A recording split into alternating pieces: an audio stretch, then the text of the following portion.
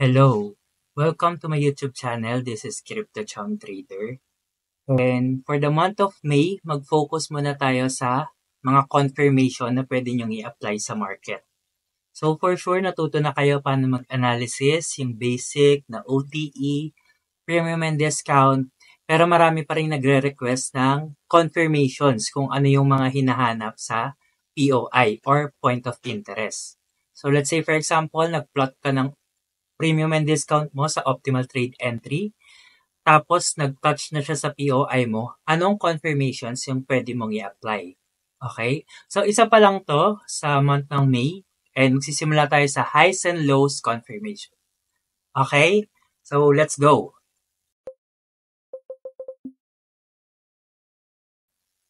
So, number 1 to 8, ito yung i-discuss ko. So, connected to sa isa't isa bago ko to ituro.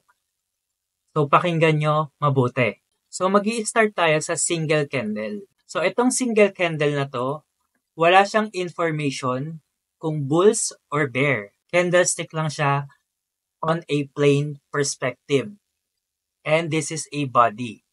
Pag nilagyan mo siya ng wick na ganito, ipapakita niya sa'yo na yung parts ng isang candle. Okay? So, this is candlestick psychology, pero mas more advanced na, and hinimay ko lang yung isang candle. Pero pag nag-focus kayo sa candlestick psychology, mas deeper pa dito yung understanding. So, may pagka-shortcut lang to ng konti kasi we're focusing on confirmation. So, ito yung body, tapos ito yung high, and ito yung low. Okay? Take note hindi nyo alam kung bulls yung candle or bear. Pag sinabi kong bulls, color green. Pag sinabi kong bear, color red. So, hindi nyo alam. Ang alam nyo lang, this is body, this is high, and this is low. Okay. Ngayon, malalaman mo lang yung bulls or bears, number 2, pag binigyan ko siya ng color. Okay? Nag-assign ako sa kanya ng color. So, sabihin natin, ito is color green. And ito naman is color red. So, just by looking sa candle, makikita nyo na this is bulls and this is bear. Okay? Downtrend tong candle na to. Ito naman, uptrend, bullish. So, that's number 2. Okay? Detailed na to hinihimay ko lang. Next, since meron kang single candle na tinuro ko kanina, alam mo na this is body, and this is high, and this is low. Pareho lang silang may information ng low. Pareho lang din silang may information ng high. Okay. Mas madali ito ituro ng ganyan eh. Ay, gusto niya caps lock. Okay. So, take note, this is body. Dahil nagsimula ka sa single candle, pareho lang sila information ng high. Pareho lang din sila information ng low. Okay. Ngayon, ipapasok natin si OHLC, number 3. Ano yung OHLC? So, yung O, yan yung open, yung H, yan yung high, yung L, yan yung low, and yung C, yan yung close. Kung gusto nyo makita yung OHLC ng isang candle, ito yung value niya. Okay? Yan yung open, H high, low, L, and C yung close. Okay? Pag tinutok mo itong crosshair ko sa isang candle, ayan yung value niya, kaya siya nag-iiba. So, bigyan ko kayo ng example.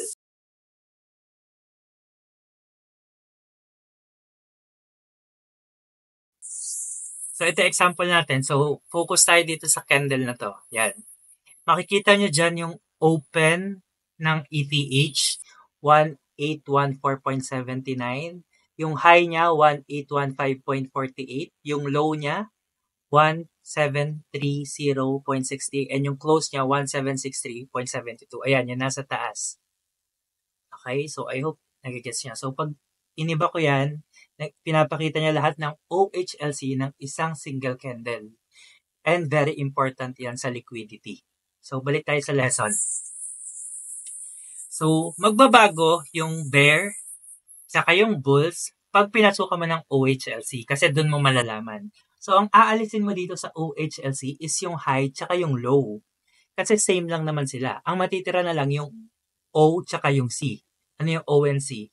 Open and close. Okay? So, for green candle, for bullish, dito yan nag-open. Okay?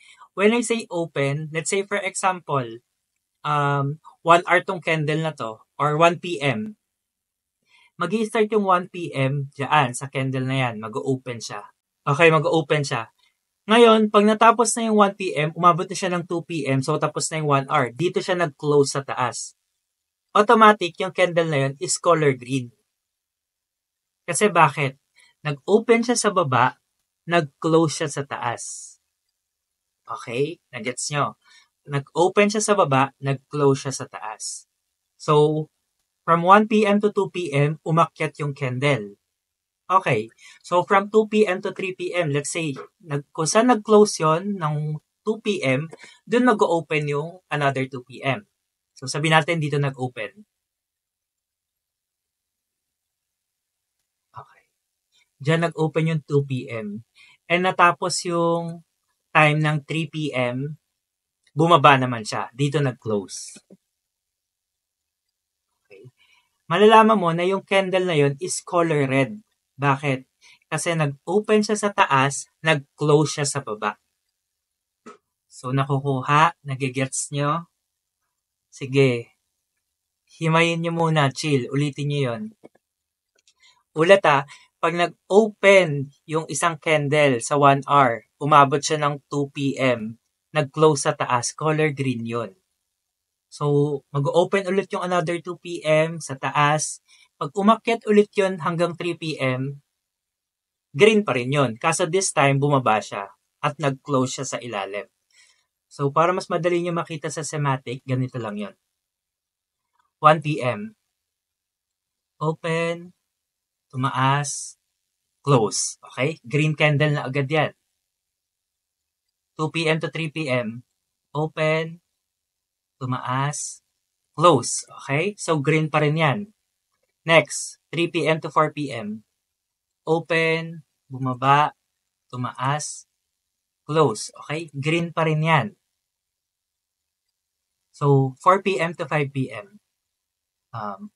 Open, tumaas, tapos bumaba, then nag-close sa baba. Okay? Yung candle na yan is red na. Bear na yan. Okay? So, nagigets nyo? Nag-open siya dito, nag-close siya dito. Yan. Nag-open siya sa taas, nag-close siya sa baba. So, gets na yung OHLC. Nahimay nyo na yung single candle, nalaman nyo na kung bulls or bears, now nalaman nyo na yung part ng OHLC. And pareho lang yung high nila. So, yung tinuro ko sa inyo is nasa Google Drive natin na puro trading materials. So, punta tayo doon. Ito yon. Okay? Free lang yan. Kung gusto nyo ng copy, message na lang sa akin yung email nyo, i-DM nyo sa akin. Then, sasendan ko kayo ng free copy nito. And ito yon, yung parts. Okay? Open yung green, close, weak. So, punta na tayo sa strength and declines. Alisin ko na to yung mga parts. Ngayon, lahat ng candle na nakikita nyo sa market na color green, it means buyer is in control. Pero, may kanya-kanya yung strength and declines. Pag sinabing strength and declines, yung weakness ng isang candle. Okay? So, ituturo ko sa inyo. Pag nakita kayo ng ganitong candle sa market, ibig sabihin, malakas yung power ng buyer. Sila yung nagko-control sa overall market. Pag nakita kayo ng ganito, malakas pa rin yung power ng buyer. Kasi ito yung reason ng weak na yan. Bumaba yung buyer dyan, ay bumaba yung seller dyan, tapos naiangat pa rin ng buyer hanggang doon. Kaya siya color green. Gets nyo? Bumaba na dyan yung market. Nag-sell na dyan yung market, tapos naitulak pa ng buyer pataas. Kaya strong bullish yung ganyan, at saka ganito. Okay, strong bullish. Ngayon, punta tayo sa medium na strength ng isang bullish candle. Ang medium strength ng isang bullish candle is ganito yung itsura. Okay? or more on doji. Nasa gitna lang siya. Ibig sabihin, sideways yung market. Buyer yung may control pero sideways siya. Okay? Hinihimay ko lang sa inyo to pero merong graph nito na mas maiintindihan nyo. Pero for sure maiintindihan nyo to dito. Ngayon, merong buyer is in control pero mahina siya. Ano yung tsura nun? Ganito. Okay? So, ano ibig sabihin yan? Ibig sabihin, tumaas yung buyer hanggang dun sa high. Tapos, tinulak ng seller pababa. So, yung wick na yan, yung shadow na yan, seller yan, hidden. Hidden seller yan. Ang pinakita lang yung wick. Gets? So, umakyat na yung buyer dyan sa high, tapos natulak pa siya ng seller pababa. So, hidden seller yon.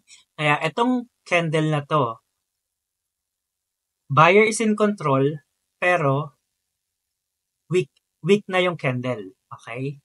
Tama. Mahina na yung candle kahit buyer is in control.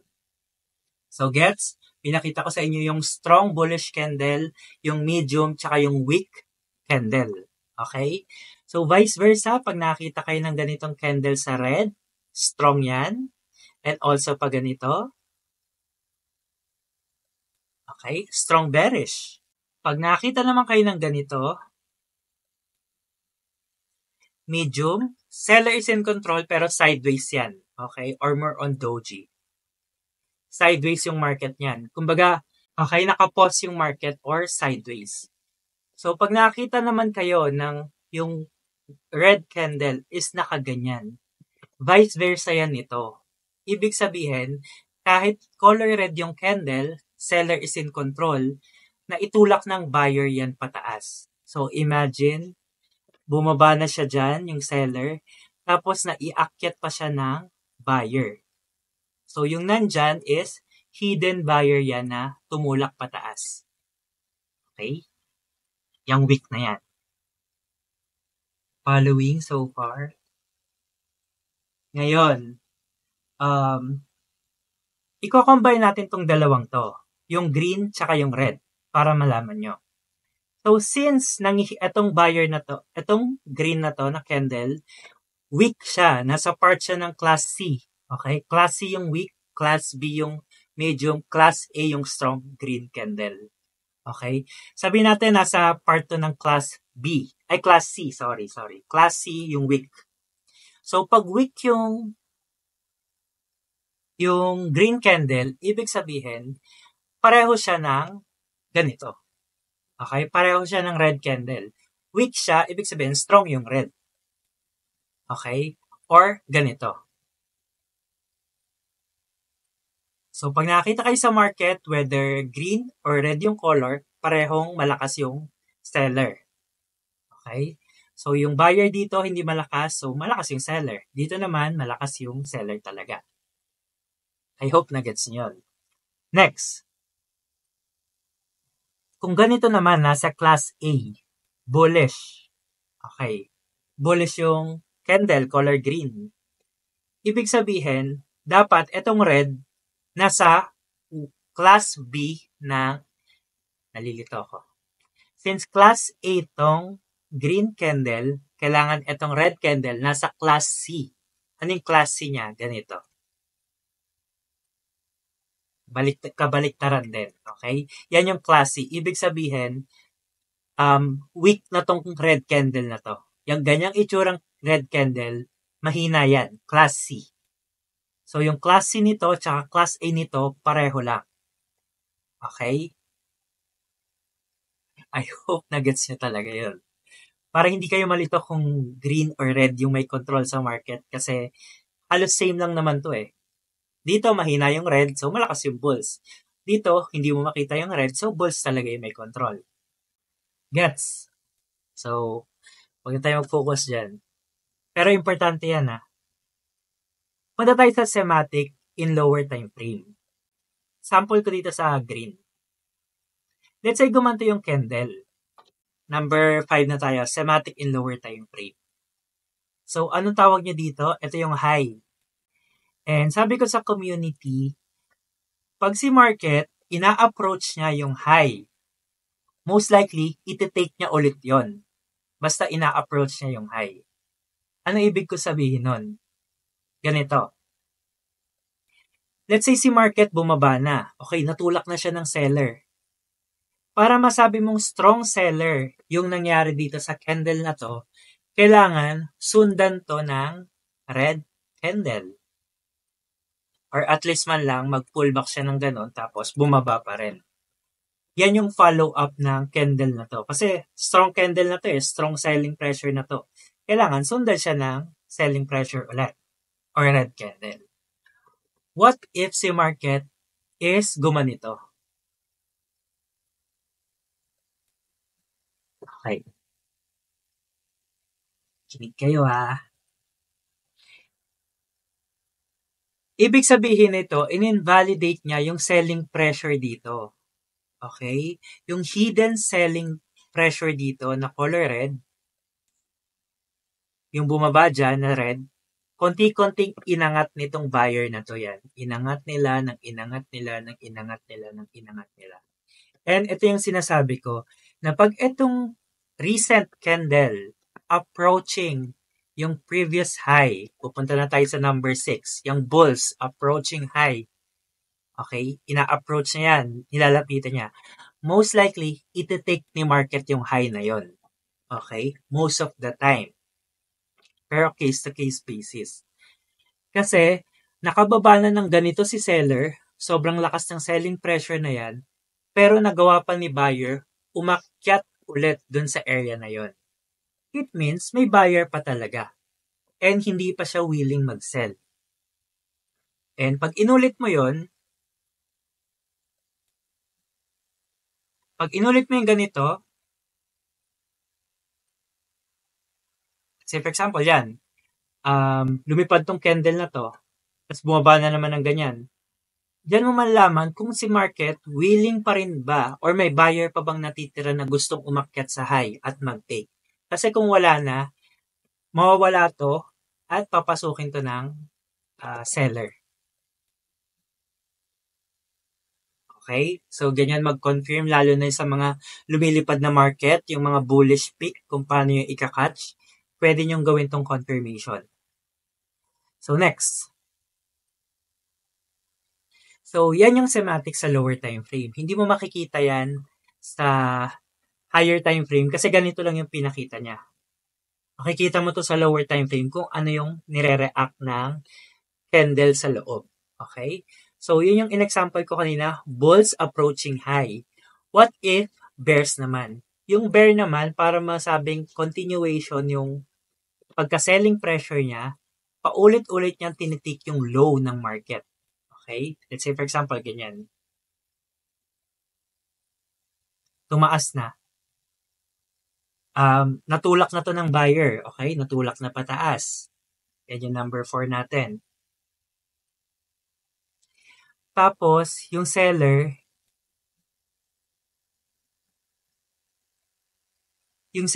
gusto pa rin bumaba. Okay, yan, ganyan. Tinitake pa rin niya yung low. Kaya to, bears approaching low. Ito naman yung low. Okay. Pag tinake niya yung low, ibig sabihin, bear pa rin yung may control sa market. Okay? The fact na natulak na to ng buyer, tapos nakababa pa rin si seller hanggang dito, most likely, iti-take niya ulit yon. Okay? Isa lang yan sa confirmation and magiging applicable to sa higher time frame kasi malalakas yung candle sa higher time frame. Pwede nyo i-apply to sa market later on, mag-1 minute tayo, then papakita ko sa inyo. So, next. Pag si market, let's say for example, ganito yung candle. Singo na to Okay, sorry.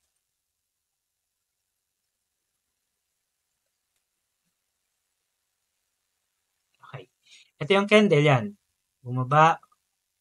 Tapos bumabalik na naman siya. Tapos bumaba. Tapos bumabalik na naman siya sa high. Ito yung sinasabi kong pilit niyang ina-approach yung high. And itong high. most likely, dyan pumapasok yung momentum na pump. Okay? And yan yung in-example ko kay BTC na the more niyang ginagawa to, the more siya magpapakita ng God candle. Kasi nga, nai-squeeze yung liquidity dito and pwede niyang i-pump yan sa pataas. Okay? So, ganyan yun. Pag pinipilit niyang abutin yung high nito, most likely, ite-take niya yan. Kasi, para masabing hindi na to magpa-pump, okay, kailangan magkaroon siya ng failed high. Ganito. Okay? Ayan na yung failed high. Ito yung first high, ito yung failed high. Okay? Ito yung first high, ito yung second high, ito yung third failed high. Gets nyo? Ganyan yung itsura ng market na gusto nang mag-reverse. Pero pag etong market na to na nakababa na, tapos bumabalik pa ulit doon sa high, tapos hindi na ulit nakababa, tapos nakabalik ulit doon sa high, indication yun na malakas yung buyer. May buyer pa sa area na yan. Okay? And it's not a good time to sell. Clear ba? Any question? Confusing ba? Yung tinuro ko sa inyo sa strength and declines, nandito rin yan sa Google Drive. Ito yon. Okay? And ginroup natin. So, dahil natutunan nyo yan sa tinuro ko, mas maiintindihan nyo na to. Okay? Yung graph nito. Candlesticks tell a story. Most bullish and least bullish. Most bearish and least bearish. Dun sa tinuro ko, maiintindihan nyo yung groupings nito. So, ito yung strong. Ito yung weak na red candle. So, it means, pareho lang yan. Strong and yung weak na red, strong bullish. Pareho lang din to. And same lang din to. Buyer is in control, seller is in control, pero sideways. So, pag sinabi ko sa inyo yung bias, ito yan. Bullish, bearish, yan yung candle, sideways. Okay? At least nakita niya sa candles. Like tayo dito. So, nagigets ba? Natututo ba kayo? Comment nyo nga dyan sa baba. Anong natutunan mo dito? Bago tayo pumunta sa time frame alignment. So wala kayo natutunan. O sige, tutuloy ko to. So let's say for example, nag-pump ulit yung market, ganyan. Tapos ni-reject na ganito. And yan, nag-iwan siya ng high. Bakit orange? Ngayon, may mga nagpa-pump dyan, tapos bumababang candle. May mga candle dito na bumababa. Litan ko na yung size para alam nyo na galing yun sa lower time.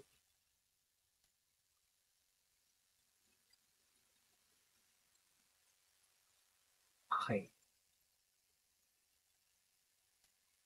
So, may mga candle na ganyan bumababa.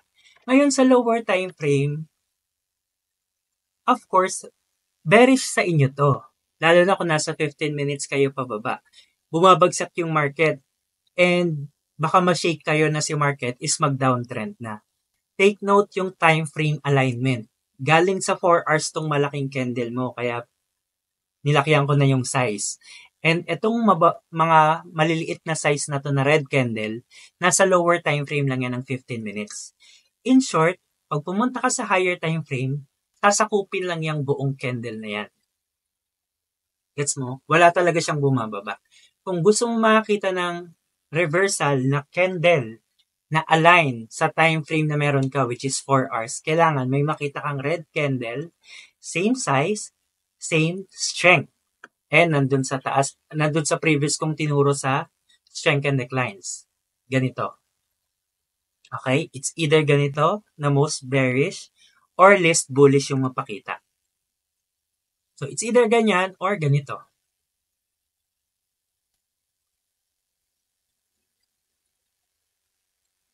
Okay? Yan yung time frame alignment. Same yung candle size, tapos sa 4 hours siya nangyari. Diyan nyo palang masasabi na pwedeng mag-confirm si market ng declines niya or bearish movement. Or pwede siyang mag-pullback or retrace, downtrend. Okay? That's time frame alignment. Ngayon, i-practice natin yung naaral natin. So, I hope natutunan nyo yung single candle, then bulls or bears, OHSC, strengths and declines, then yung semantic, tandaan nyo yon sa lower time frame, pag ganyan. Then, para malaman nyo kung continuation yung bullish niya, iti-take niya ng iti-take yung high, approaching yung market sa high, and pag bear naman, approaching yung market sa low. Then, yung time frame alignment, huwag niyong kalimutan. Grabing confirmation to, no? Complicated agad nung umpisa. Kapasok-pasok lang ng May, no? Punta tayo sa 1 minute ng hanap tayo dito ng coin. ZKL, Foxy, Lux, BMT, Baby. Ito, Baby. 12%, 12.4%. Para sa may mga baby dyan. Okay, punta tayo sa 1 minute. Ito yung high, ah.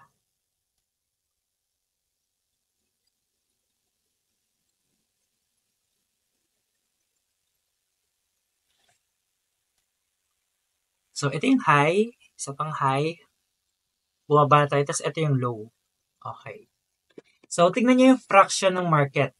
Ano mas lamang? Pag akyat niya, nandito na siya sa gitna. Nasa area pa siya ng high. Okay? So, pag umaakyat yan, ibig sabihin, pwede niyang i-take yung high na to. Ganun nyo siya kadali makikita. Kasi nagke-create pa siya ng bullish sa area pa ng high. Gets mo? Paano ko nasabi na part pa to ng high? Kung kukunin mo yung equilibrium niya, yung gitna, nandito yung gitna niya, itong price na to, nasa malapit pa siya sa high. Tapos ngayon, itong candle na to, approaching pa sa high. So most likely, iti-take niya yung high na yan. Okay, so wait natin.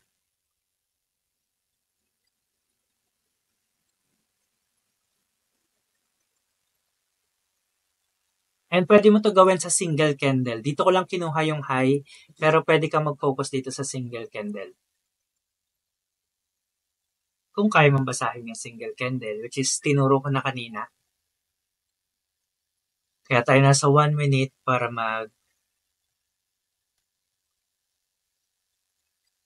Okay, so pansin nyo, ina-approach siya yung high. And pag na-approach siya yung high, ayun. Papalitan mo na yung high mo. Nandito ka na ngayon sa high. Okay, so tandaan niyo yung semantic nito sa lower time frame. Yan yung example natin kanina. Okay? May bumababang ganon. Yan, ni-reject ng seller. So makikita nyo sa next candle kung bullish siya or bearish. Kasi kung bearish siya, kailangan follow through to ng red candle. Sundan siya ng red candle. Okay? Ito yung sinasabi kong countdown. 19, 18, yan. Yan. Bearish na yan, ha? Bearish na yan na candle. Kailangan sundan lang siya ng isa pang candle na bearish. Ito na yon. Nandiyan na tayo. So, pag finalo through to ng semantic, yan, ganyan ulit. Okay, lumalapit na naman sa high. Ite-take niya ulit yon. Simple as that. Okay, makikita niyo sa next candle. Okay, approaching.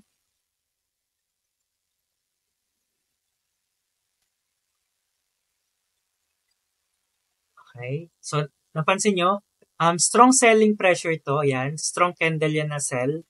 Weak yung buyer dyan, pero in-invalidate nito kasi pinasukan siya ng green. Dapat red yan kung may follow-up na bearish. Kaso pinasukan ng green. And yon yung high niya, ina-approach niya. So, iti-take niya ulit yung previous high. Okay? Hanggang maubos na yan. Hanggang umabot ka sa high dito. Hanggang umabot ka dun sa high na una nating minark. Ito. Pero bago ka umabot dyan, dadaan ka pa dito and sa iba pa. Yan. Yung mga high lang. Hindi mo nasasama to. Okay. So, gets? So, I hope nagigets nyo yung point nung tinitake yung high. Kung gusto nyo pa ng clear example nito, lalo na sa higher time frame, pag nag-take yan ng high, malaki yung probability nun. kailangan nyo aralin yung candle sweep and candle closer. Pwede kasi siyang mag-take ng high, tapos mag-reverse na siya doon. Okay? Last take niya na yun ng high. So, good example tong baby para sa may mga baby dyan. Sana all. Pero yan, at least nabigyan ko kayo ng magandang example. I-apply niya yung 1 to 8 na inaral natin na wala tuloy. Saan ba yun? BTC. So, I hope ma-apply niyo tong single candle, bulls or bear, OHLC, strength and decline, semantic and lower time frame. More practice lang yan sa chart. Nag 1 minute lang tayo para makakita tayo ng mabilis ang movement ng market. If wala na kayong question dito, pwede nyo itong panoorin and i-apply nyo sa market. Disclaimer, hindi ito nag-work palagi. Pero at least may additional information ka pag tumitingin ka ng candlestick. Pure candlestick lang. Isa to sa magandang confirmation kasi wala kang ina-apply na break of structure, change of character. Pure candlestick or price action. So yun lang. Comment nyo dyan pag may nakalimutan ako or may gusto kayong idagdag or isuggest. Feel free to message. Yun lang. Thank you and ito yung first confirmation natin. To follow yung iba. Bye-bye!